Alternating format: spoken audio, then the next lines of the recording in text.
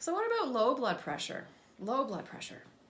I mean, you don't think that that's a problem. And really, people aren't always monitoring for low blood pressure. They're always, oh, well, it's fine. It's, it's 90 over 60. It's great.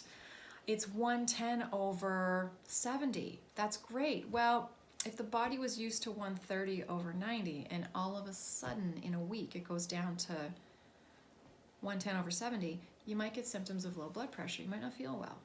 Blood pressure probably should go up and down a little bit gradually if possible. Now, if the doctor is supervising you and is intentionally bringing blood pressure down quickly, absolutely. Doctor's word, go with the doctor's word, okay? Symptoms of low blood pressure does occur when we start taking a new cardiovascular medication, okay? I do see this often, so pay attention to it. It doesn't mean that you're on the wrong medication. Could mean that the body has to get used to it. Could mean that the body needs some support. Maybe it needs some adrenal support through that process. Or it could mean that the dosage needs to be adjusted and we just need to go back and talk to the doctor and tweak things a little bit. There could be a lot of different reasons, but I will be upfront and honest that I see low blood pressure episodes in people who have started a new cardiovascular medication quite often. It's a conversation I have a lot. There can be particular times of day when blood pressure can drop below what's good. Because high blood pressure is not great, low blood pressure is not great, right? We want a happy medium, right? We want that Goldilocks zone of blood pressure. So otherwise, we can feel dizzy or lightheaded. We can have a bit of nausea or low appetite. We can have like a faint feeling, weakness, fatigue. Thirst, maybe feeling dehydrated. Doesn't have to be. Doesn't necessarily, you might have low blood pressure and still be hungry and still be thirsty, but could be that those are some symptoms. Just not feeling right? Off. Can't concentrate. Fuzzy brain. Blurred vision. Almost like, I call it the room tilt, where it's not like, you don't get like spinny or you don't get dizzy, but it's almost like you're doing something and all of a sudden the room kind of tilts and you're like, whoa, what was that? And that could be a sign of low blood pressure. Cold, clammy, or pale skin. Cold, clammy, or pale skin. Feeling chilly. Can't warm up. Rapid, shallow breathing. Rapid, shallow breathing. So those are some things that could be a sign that your blood pressure is low. And oftentimes it happens at a similar time in the day, whether that's early in the morning when you first get up, or whether that's later in the night, or whether that's at a certain point in the day. I find that it's pretty consistent. So if you get to a certain point in your day and you're like, you know what, I'm just not feeling like I used to. I don't like this. I don't feel myself. I feel kind of weak. I feel kind of off. I can't seem to get my act together.